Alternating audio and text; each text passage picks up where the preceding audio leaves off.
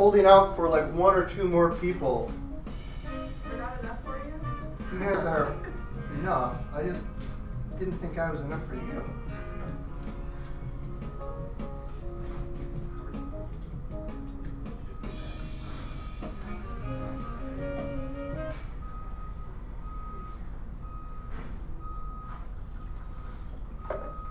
Share your screen. Yeah. And I will share my screen, yep.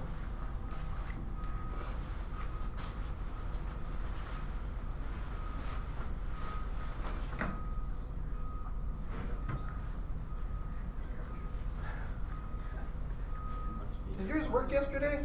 Did we figure out? What was it?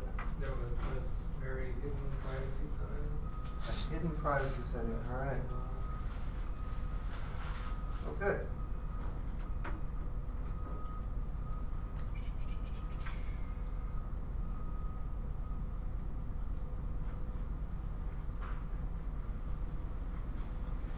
All right, welcome to the Active Teaching Lab. I think you've all been here before, right? Tracy, have you been here? Maybe years ago. Maybe years ago? Okay, well, we've changed things a little bit. We start off, well, first of all, at the top of your activity sheet, there's a link that you can go to get into our Canvas course. And the reason that you do this is just to get to the activity sheet, because on the paper sheet, the links don't work, but digitally they do. And also, at the bottom of the activity sheet, we've got a notes section. It's all editable by you all, and you can add resources and ideas and questions and such that you have there that we can perhaps get to. So today's topic is learning from and about students.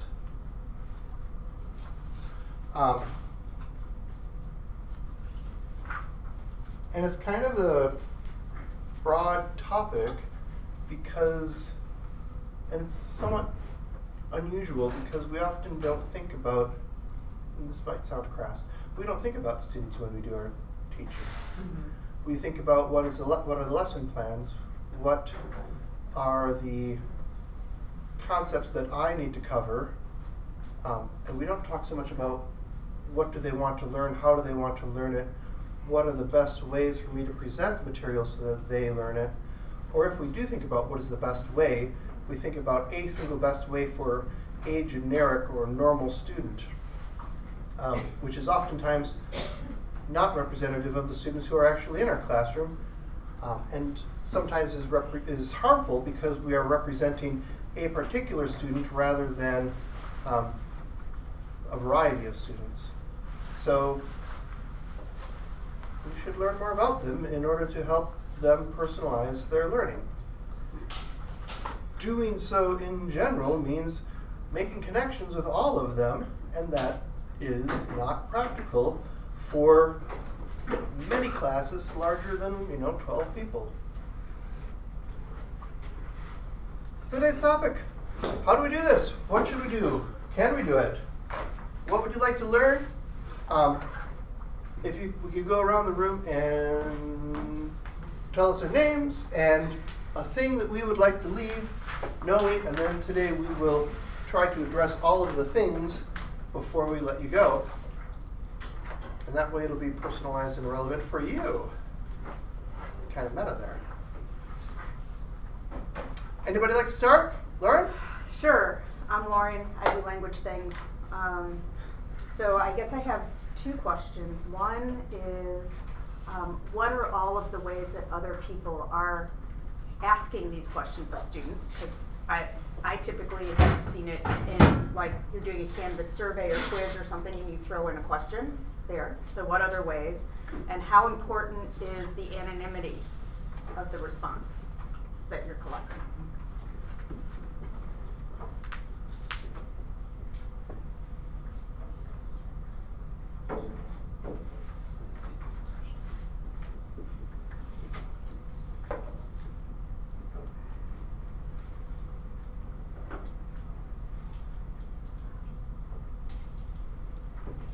All right, Dan? Go for it. Oh, okay. So I'm curious, you have required students to to personalized content, but how do we do that? So based on students and their own perspectives of life and experience, how do we connect our content to them more or broadly so that they kind of feel the importance of that? I don't know if that's big. And it's easy to do on a one-to-one basis, but how do you do it when you've got 10, Scaling. 12, 100, 500,000? Yeah. Very good. Tracy? Oftentimes, students feel so disconnected with the material. Yeah. So if you get this information and you've altered it in a way to personalize it, how do you inform them or share with them that, hey, I'd change things to hit what works for you? Do you know what I mean? Because sometimes they're so disenchanted, generally. And so how do you let them know that you've altered things to maybe tailor it to them, or so that they can become more engaged? Does that make sense? Yeah. Okay. Yeah. We will often get feedback. Great example, student evaluations, end of the semester, they fill it out, and then they leave and they never hear from you again. You don't have time between the time that you see the results, which is after they've left, to make changes for them. So as far as they know, it's going to be the same for the next 40 years. Well, they're sometimes not invested in leaving that feedback because Right. it's not going to have any impact. Very good. Lynn? Yes, I teach in the biochemistry department. I teach a lab course for seniors. And what's interesting about my students is that some of them have had years of lab experience in an independent research lab and are kind of experts already in some of the things that we do, whereas other students are new to those techniques. And so I try to think about, is there a way to sort of leverage when students have expertise?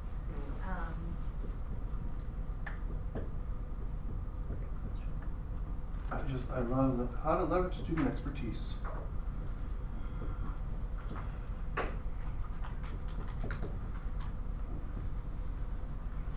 Excellent. Allison? Yeah, I'm a grad student in the Department of Geoscience, and I think all of my questions are already on there. All right. Margaret? Hello, I'm Margaret. I'm a student at the iSchool. I'm here to support John and JT in the Active Teaching Lab. You covered everything that was on my mind. There's so many resources in this activity sheet. I could spend all day digging into it. Okay, thank you. Kari? I'm Carly Jarrell. I'm an food academic technology, and I'm primarily working with instructors that teach only online and blended courses. So and now I'm working on learning analytics part. So I'm kind of a step removed from students, so just hearing what others do. I'm going to put that down as online versus face-to-face because I think that that's sort of an interesting topic. In face-to-face environments, we can be like, I've lost them. I can see by their expressions that I've lost them. In the online environment, you don't often get that feedback. How do you substitute that feedback? JT? I'm JT. I'm interested in international students and addressing cultural differences that may or may not be present in the classroom. And I would, I guess, second Lynn's question about leveraging student expertise in the classroom. Coming from a French instructional background, there's often a wide range of speaking, reading, writing abilities in the classroom, so just sort of calibrating, putting experts with novices.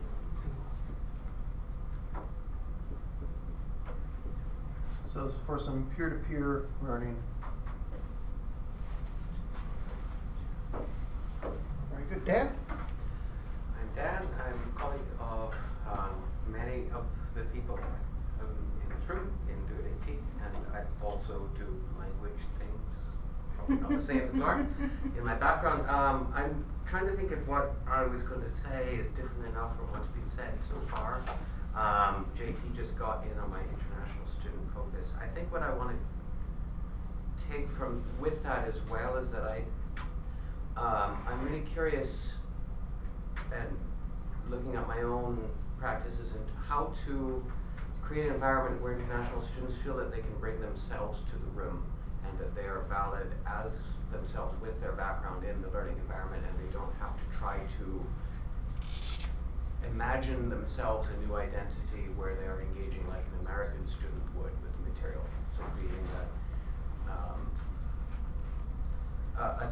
space that builds on their strength. It builds on who they are and makes them aware that that's who they should be in the learning environment. Does that make sense?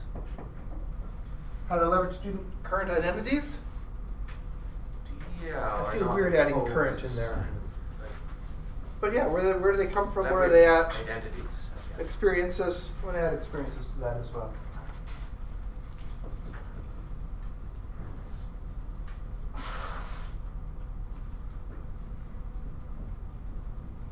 Good.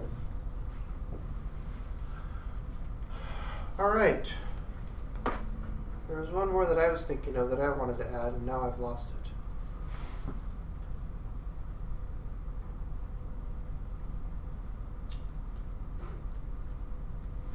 Not to worry, it'll come up. Big group, small group. Big group, Big small group group. versus small group is Yeah, another one. that's a good one. A lot easier to say than think, isn't it? And that affects the kind of data that one can get, or the knowledge that we can get.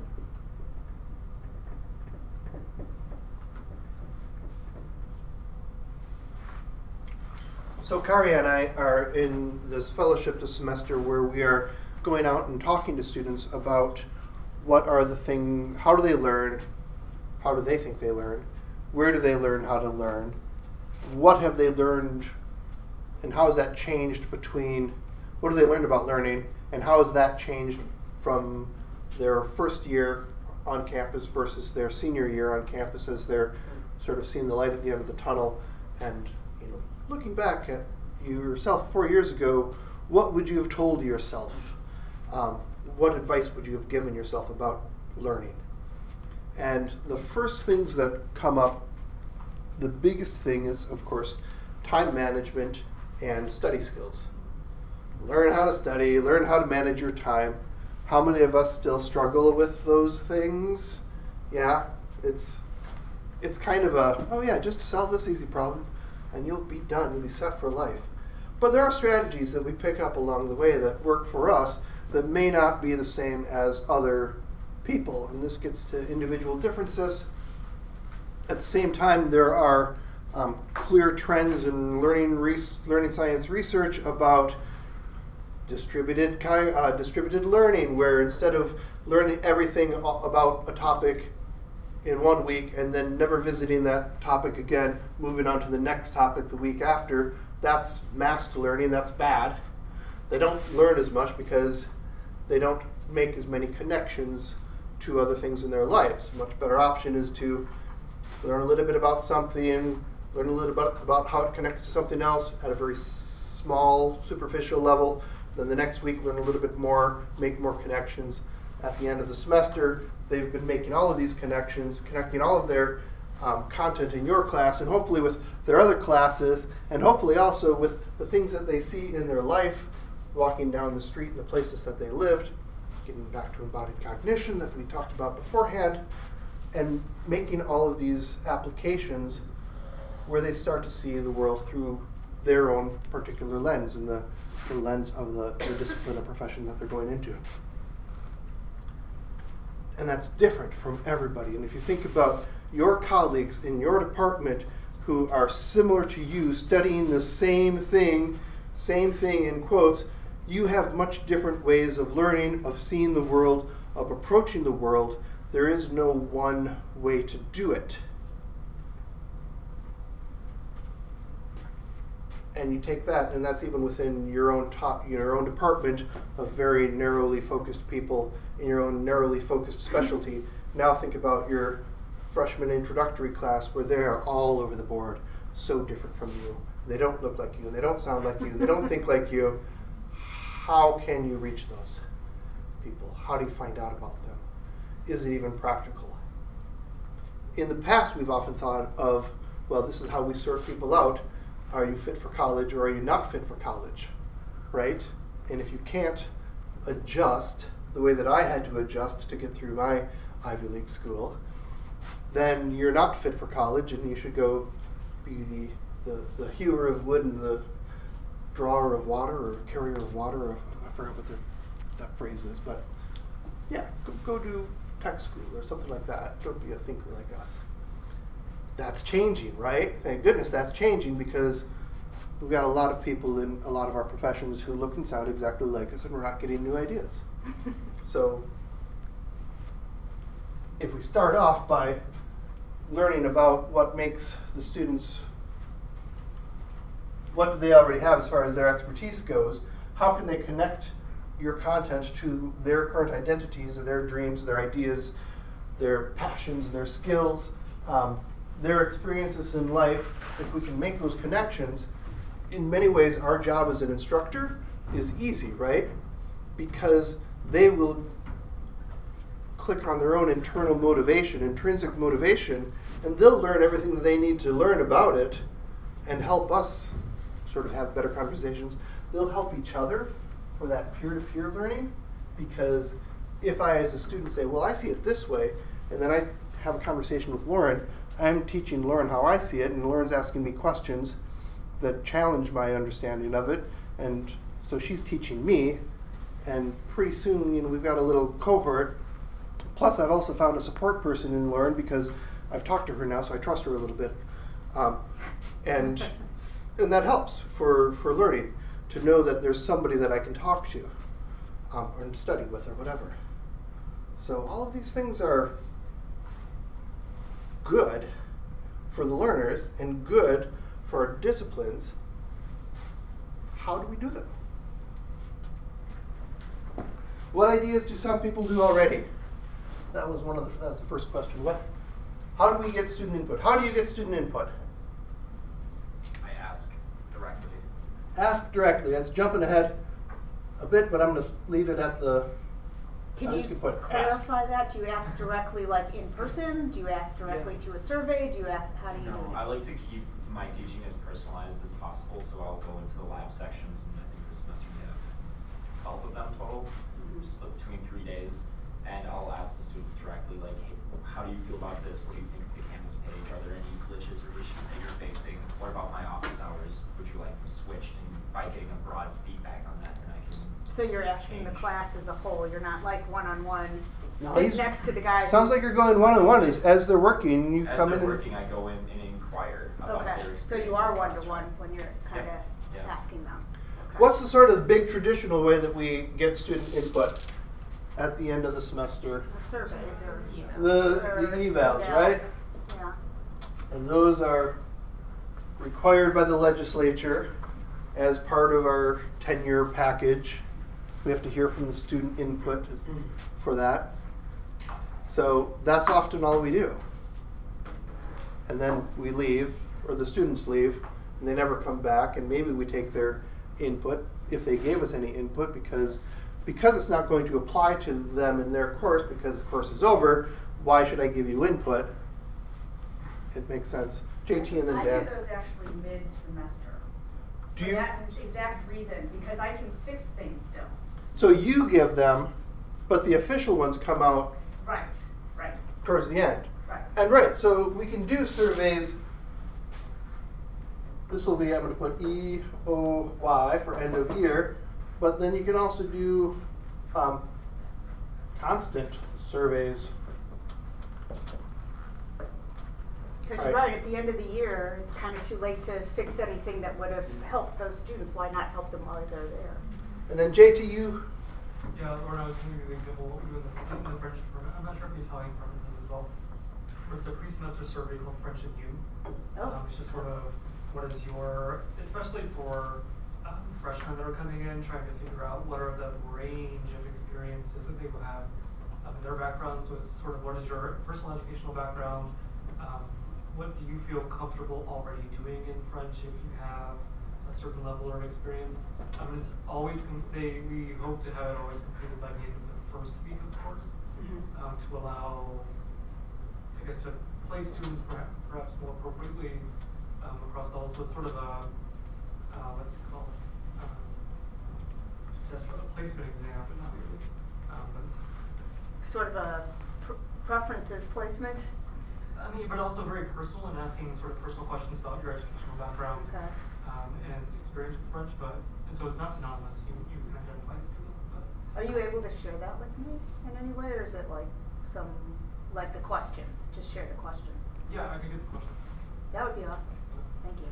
And if you do, again, we have this resource page here that is open for people to edit. If there are resources you can add available for everybody, that'd be a good spot to put them.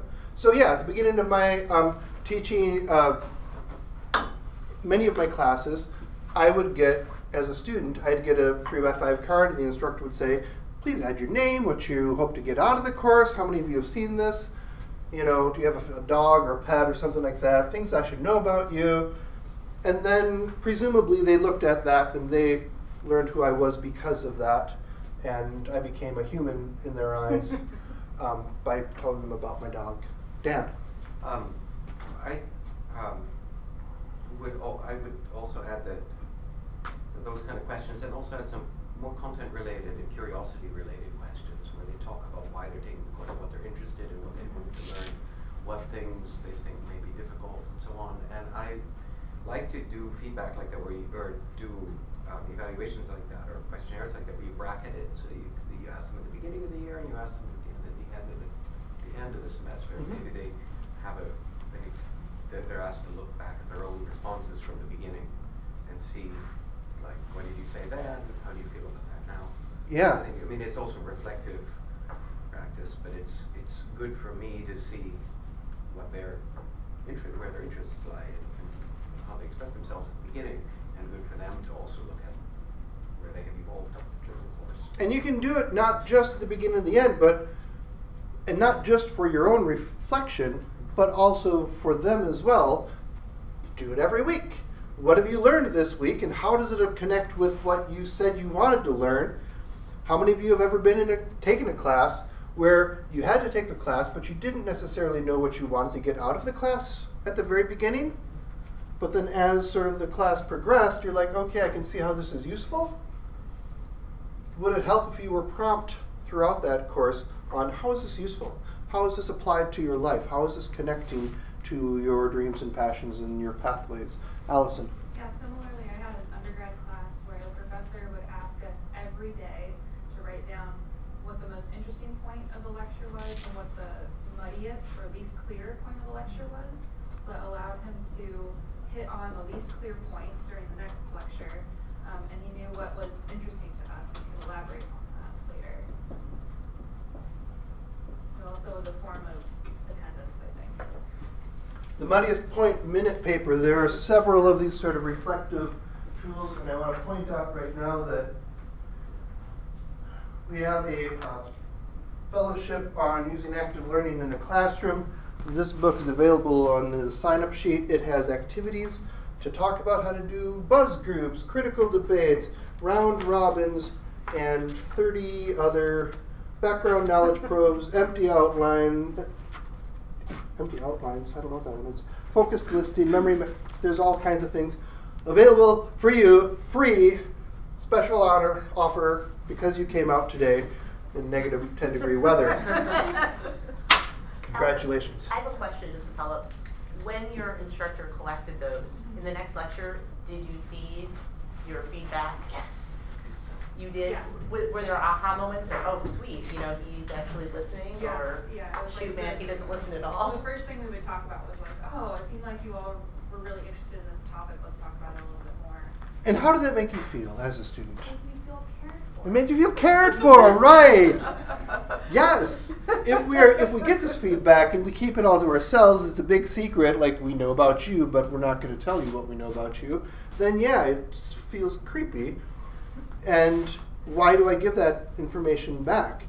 Even if we reflect and we say, I hear you, I'm not going to change the way that I'm doing this, but I hear you, that's something.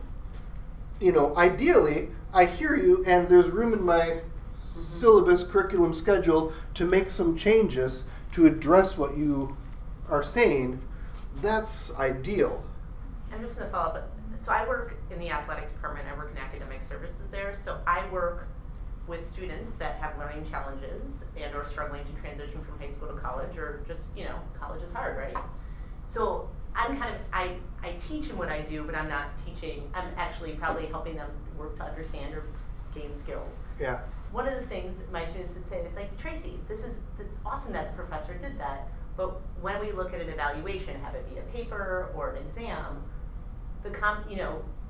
that maybe side conversation of, hey, you found this interesting, they won't see the emphasis of that reflected in their evaluation, in their assessments. So the professor will be like, here's what's on the syllabus, this is what I told you to know, but we talked about that for 22 minutes and you didn't ask a question about it. So that's where my students struggle, is it's really interesting and maybe there's a money thing, we talked about it, and now I understand it, but now So I They're- feel better, they're but it's not not helping me tested. learn better. it doesn't happen. Or they'll say, well, we spent 20 minutes on that, so now we can't talk about X, so good luck learning that on your own. Oh, great. Margaret. Yeah, a couple of things, and to your point, I think it is important to ask and then bring it back the next day. It's also important to bring back all the questions, not just the ones you're going to respond to. Or that you You'll want, say- your favorite questions. Well, right, you'll say, here's all the questions we got, respond to some, but you need to say either, I'm working on this, or I'm out, you need to respond to every one. Sometimes those questions are sort of some, topic you haven't quite covered yet, and it's okay to say, good question, we're gonna get to that in this module. So, I just think it's important to follow up on absolutely, everything. And I should highlight that this was at a small liberal arts college, so the class size was like 15 or 20. So it was feasible to It's- respond. There is something. Okay. Awesome. Lynn? I was gonna add, I teach, my lecture is usually about 90 students, and I do ask for questions at the end of lecture, and I'll put them on Canvas, like a Q&A, so that I can respond to every question.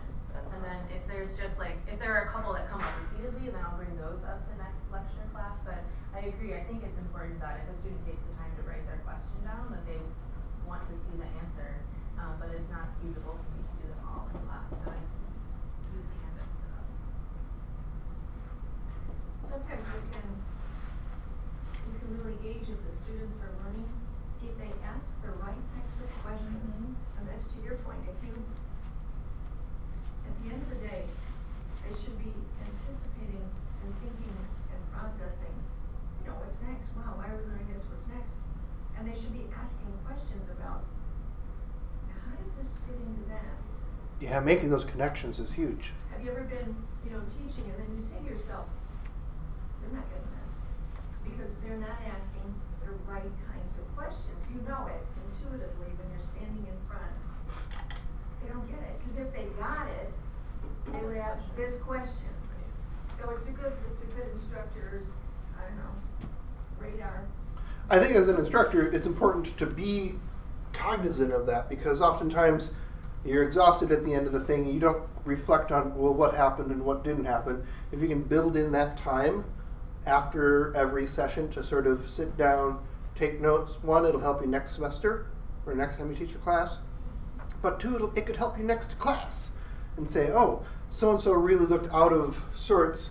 Maybe I should check back with that 3x5 card that I gave them at the beginning of the semester and find out if there's any clues onto why they're doing that. Dan? So I'm going to offer a different perspective on that with on whether it's important to respond to every question. That's because I help instructors who teach a course with more than 800 students. And they were completely put off the idea of asking those kinds of questions simply because they felt they had to respond to everyone. As a And duty. it's impossible. And I do actually, in the course of every semester, collect feedback from all the students, and it takes me 3 to 4 weeks to process it. So there's no way that I could get timely feedback to people based on, and nor could an instructor do that, based on trying to motor through everything that they said.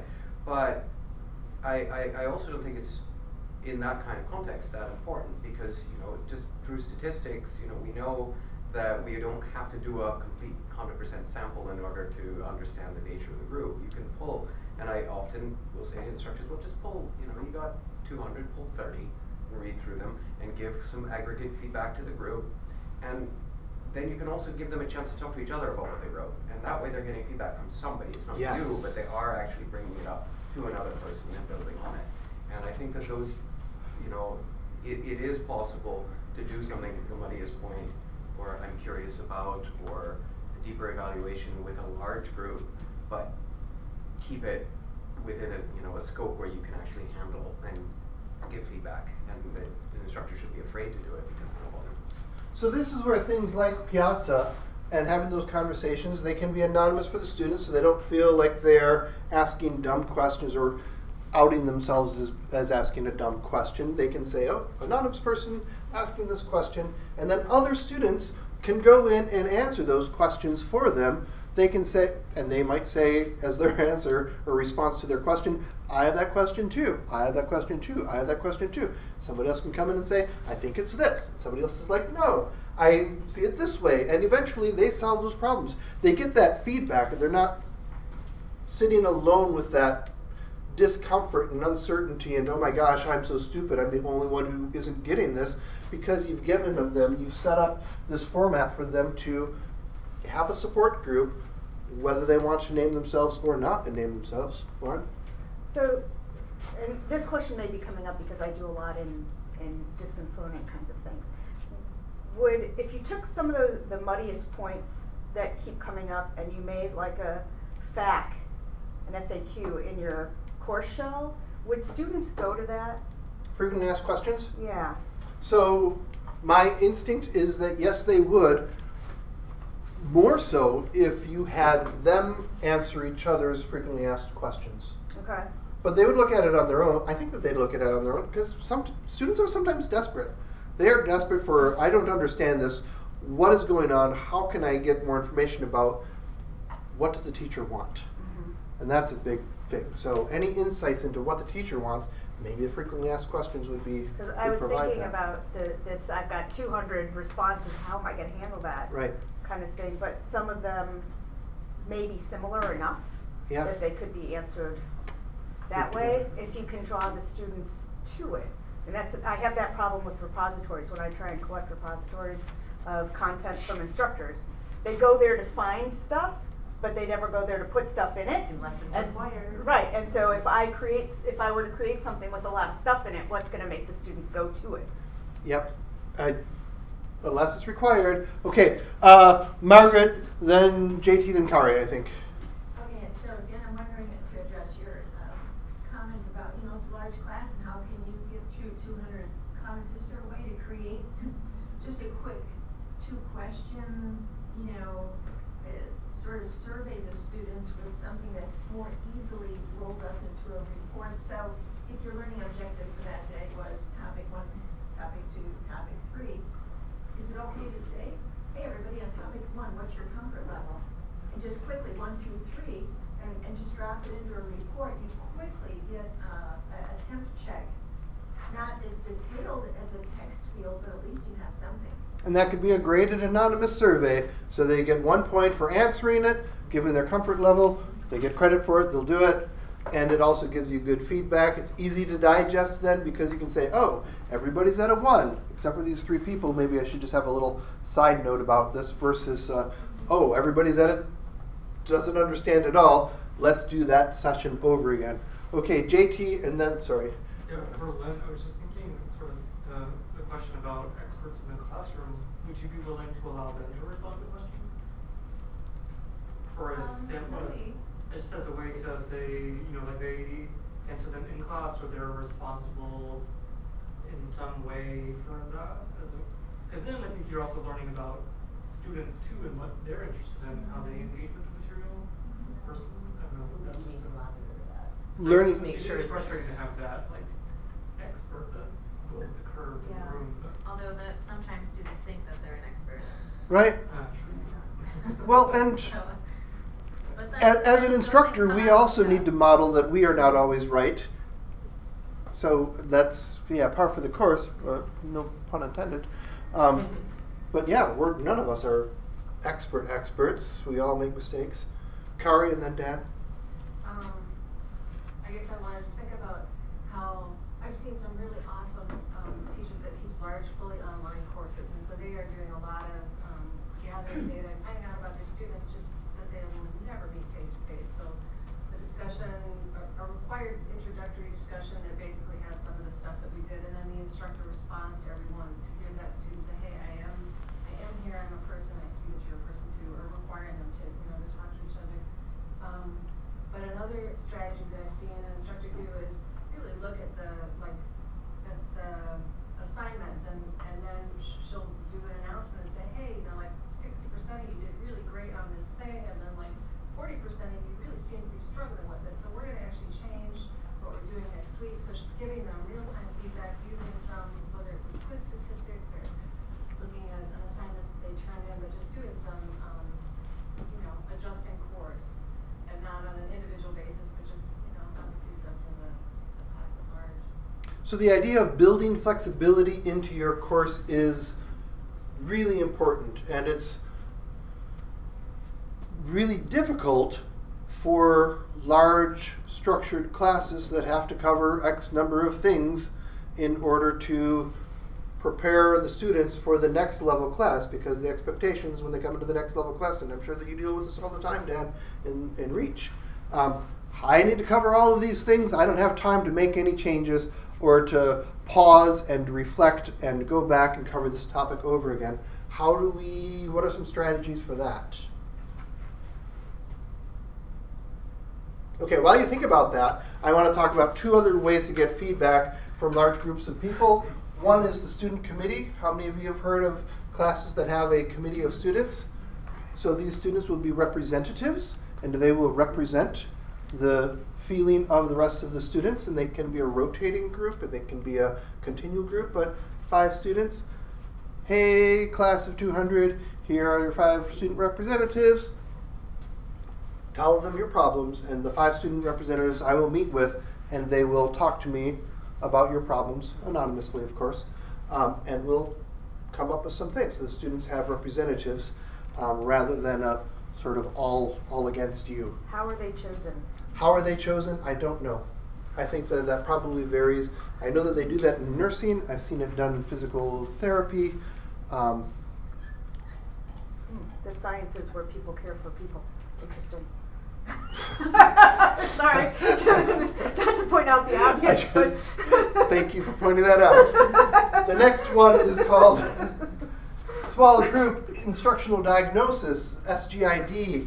You can Google that term, and there's a whole structured way to have a third party come into your classroom and it takes a bit of time, but you only need to do it once a semester or once every couple of years, and say, my course isn't working, my students all seem to hate me, what's going on? I'm not going to be here today. I'm having this third party person who they don't know. It's not the dean, and I don't know, so it's not somebody who's evaluating my teaching.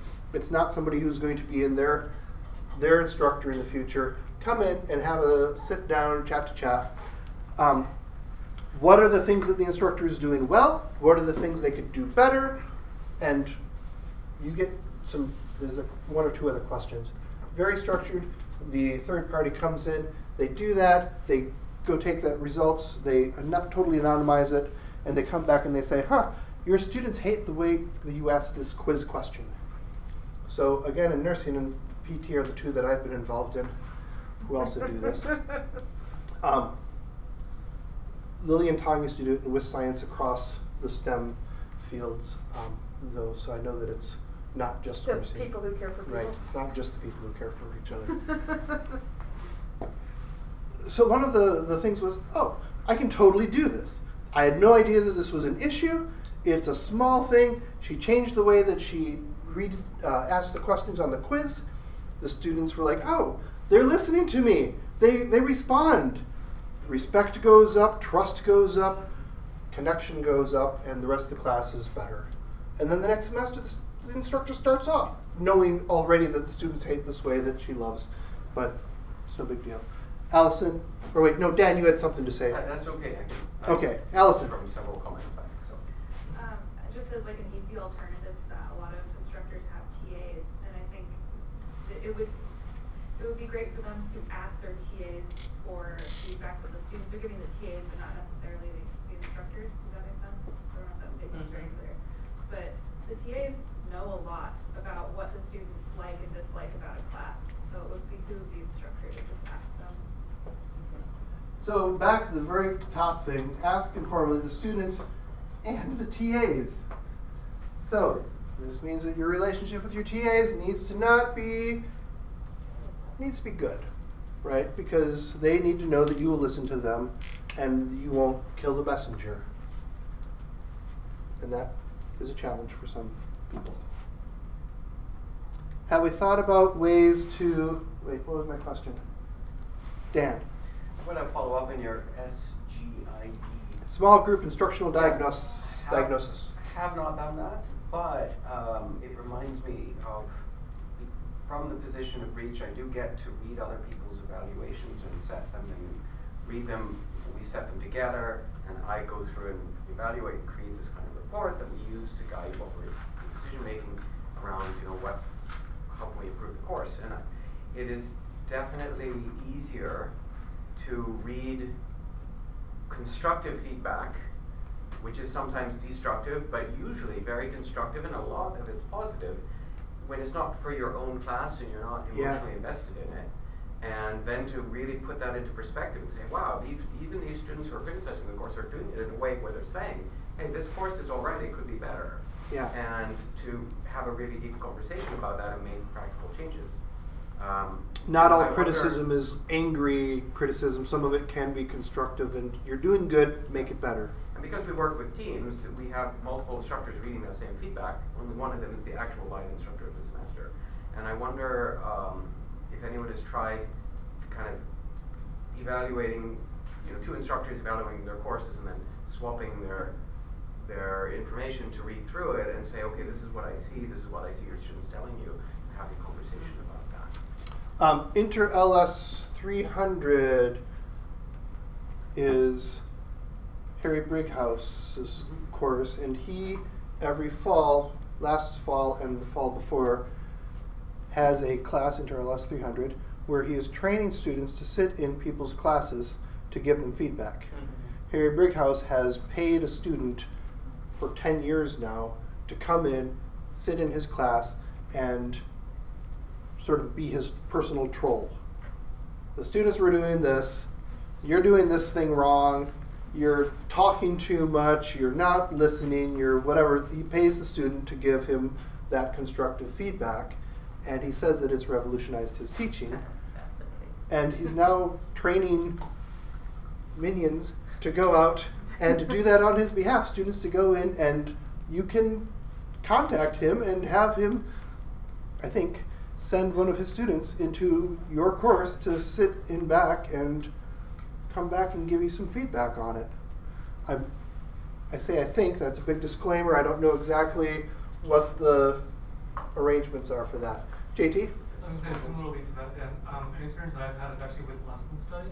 So like that team building, it was one of the most, for me, one of the most formative things about my graduate education is that experience of team build. I mean, you're building a lesson, right? You're familiar with it, but similar to that, I guess the evaluation that you're referencing at the end of the semester evaluation that you read. No, it's someone mid-semester, else's course. like mid-semester Okay. questionnaire survey where we ask quantitative and qualitative questions and we go through the data. So like they've been in the class long enough to really have a sense of it, and there's still time to change.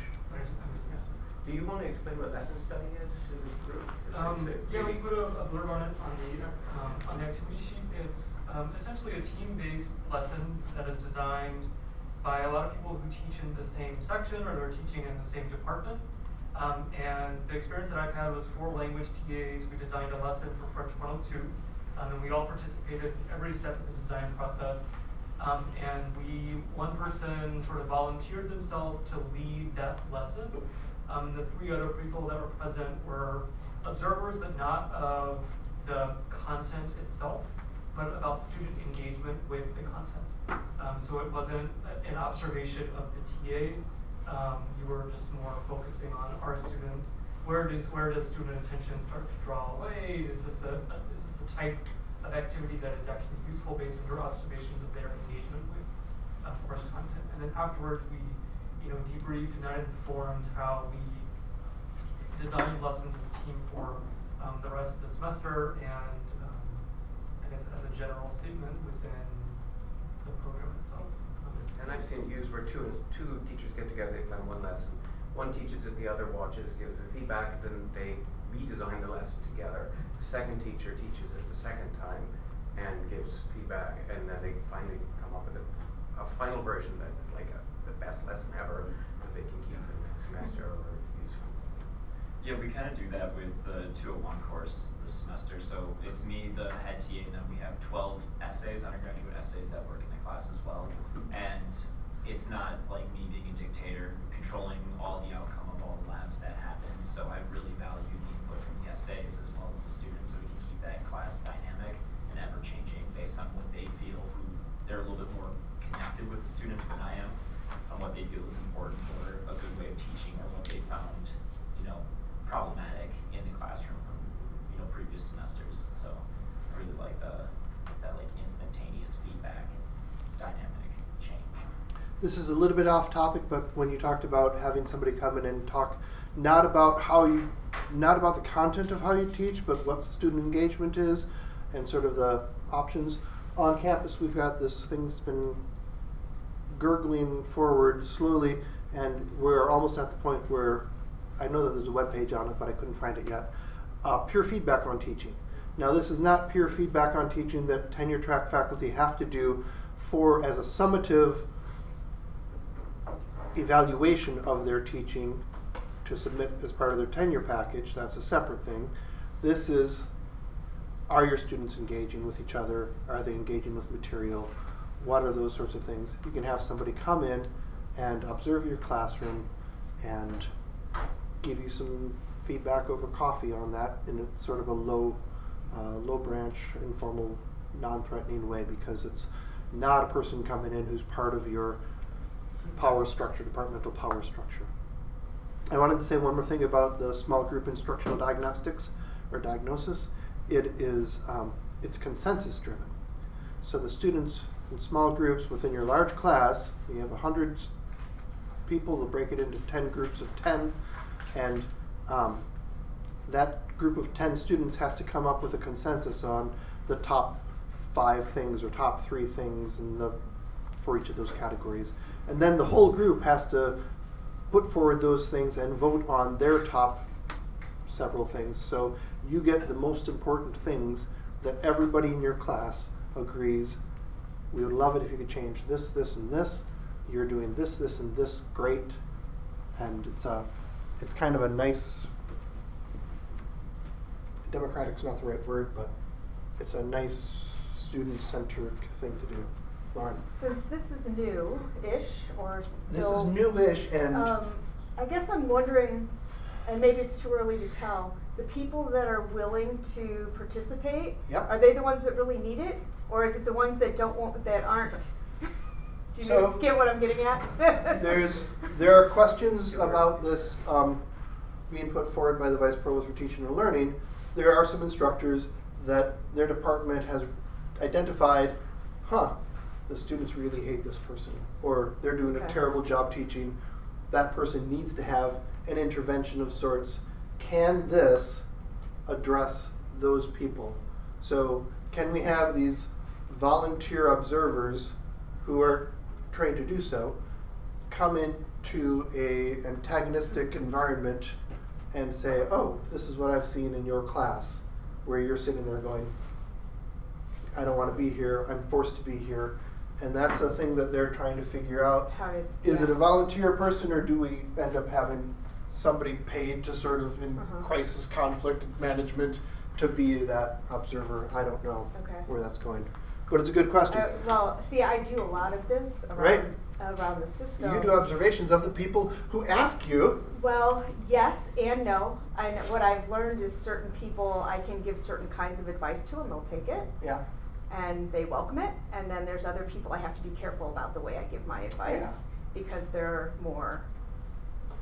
But is that not true of any teaching environment ever? Any student or any learner, you have to personalize? And in my case, it's part of the policies of my program that they're going to get these observations to help them. And I frame the observation oftentimes related to technology, but it's really a pedagogical issue that I'm addressing. That's what active teaching labs. And so they're about technology. When they have taken on the role of teaching in this environment, it's not optional. They're going to have me coming in. Got it. And so that's why I was wondering, in a case like this where it's purely optional, Yeah. are you getting the right people in? Yep, it's a question that we're still working on. Dan? I just want to come back to this, the original topic of getting to know your learners, and Yeah. I had thought of something while we were talking, that there was an assignment that we built into, it was a fully online course, but then it was taken over to a face-to-face course as well, and it was basically a rolling journal where a lot of the things that were student-to-student think, pair, share type, or an activity that they had to communicate over in class was also turned into a journal assignment. So it was a Google Doc with the question that they could, and then they had to respond in a few sentences to it. And every week they were required to do a certain number of these. And then by the end of the semester, this whole journal was filled out.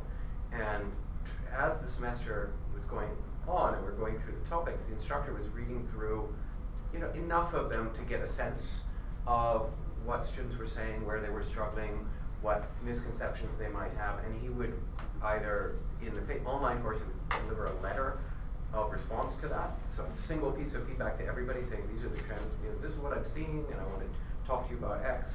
Or in the face-to-face course, he would bring it right into the classroom and give them feedback on it. And that was a really nice way of getting kind of continual feeling for how students were feeling about the material. And the questions are really diverse. Some of them were really content related, and some were much more around, do you understand the use of this, and why is this important? How can you connect this to the real world? Those are really interesting. And if you do that well, that can be the basis of a project. So project-based learning is a great way to have the students pick something that they find important, which as you read about it, you learn more about the students and can help help them make connections. They will continue to build on it as the semester goes on. Ideally, at the end of it, they're done, or all of that journal leads to everything that they need to do to finish this big final project, that if they had just been assigned to that 2 weeks before the end of the semester, they'd have to make that up. That's a great example of distributed learning where they keep thinking and reflecting throughout the semester on the topic. Great. Kari.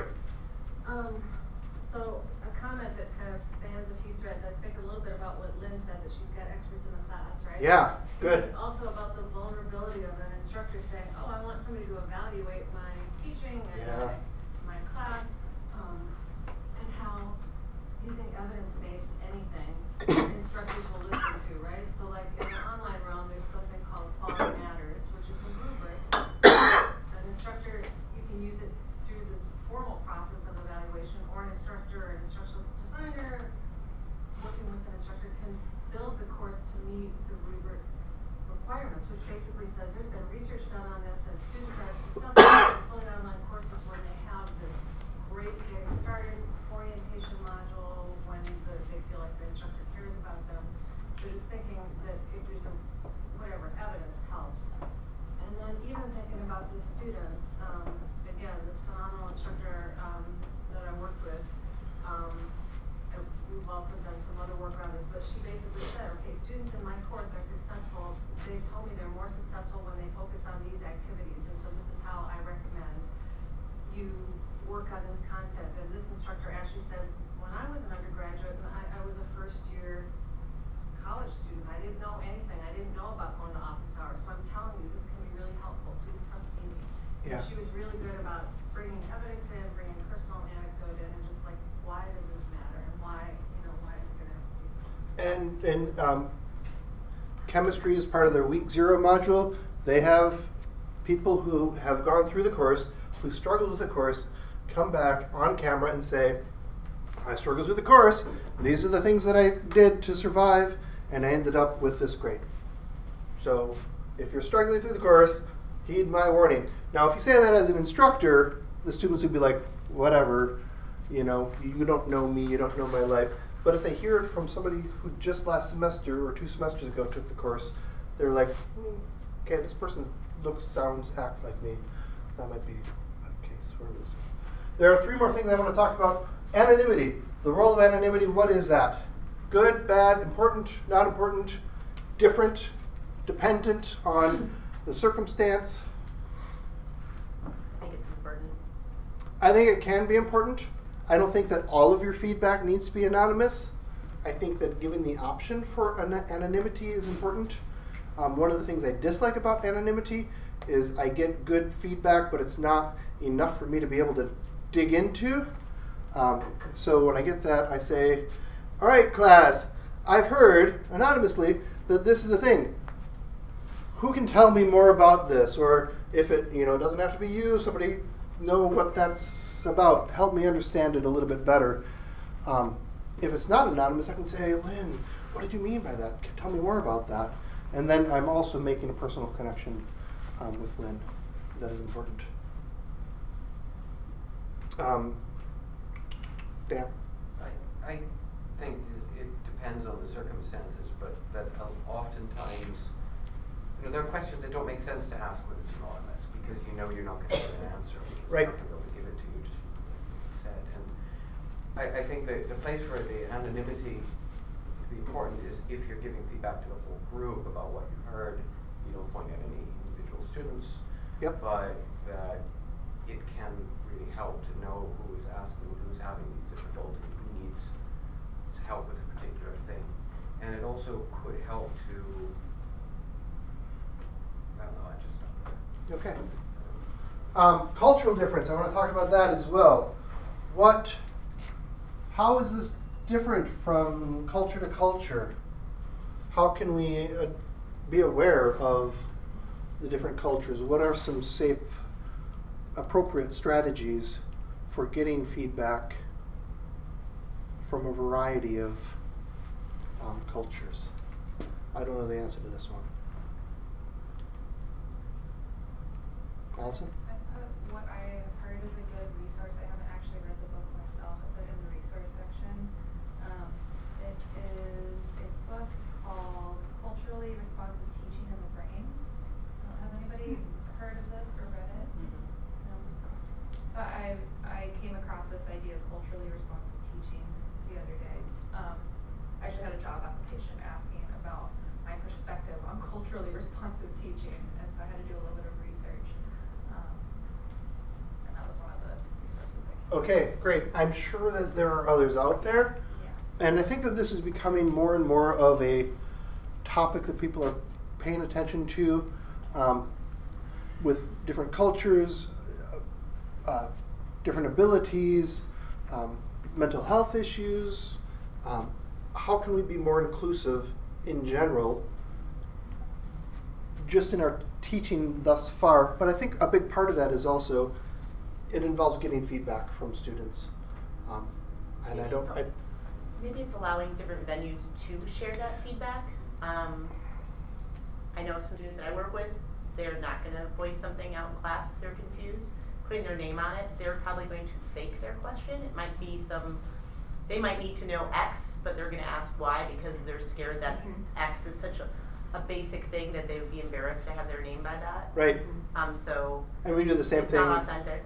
in our business. But I can tell you from what I hear from my students is that they can tell those teachers that are invested in teaching and truly want learning to occur, and those that are just teaching the class to do it, to get it over with, to get on to something more important. And I think those students that have those, the instructors that have those relationships or can make those connections, the students are more willing to be open. So it's kind of getting at the root of what we're talking about. Building trust with your Right. students. But I think allowing a different variety of ways to share that information. And that's the basis of the Universal Design for Yeah. Framework.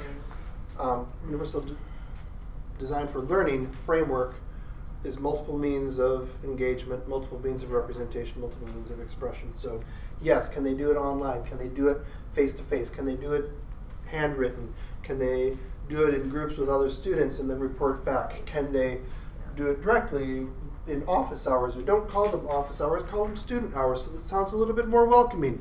Don't have them in your scary office with all your books and your diplomas and stuff, because that's intimidating. Have it in the classroom. They're there all the time. They are more comfortable there.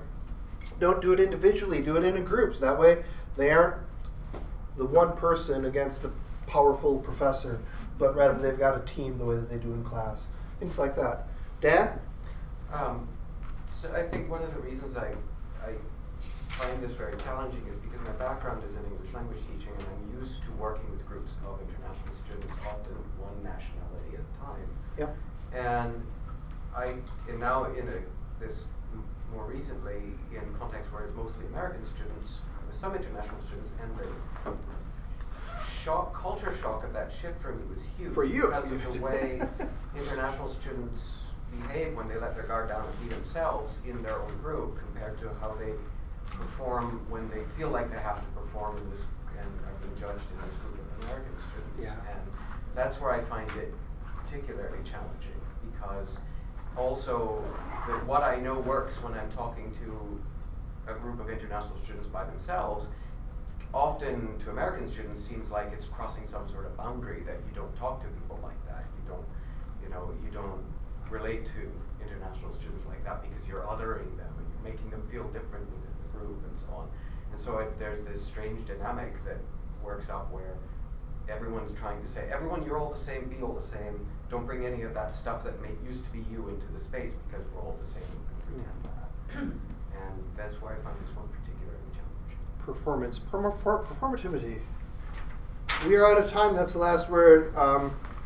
On your way out, if you can check a few boxes, add a few notes if you'd like to. Again, if I'm presenting at that conference, so if you have any hints on how I can phrase or explain the active teaching lab, because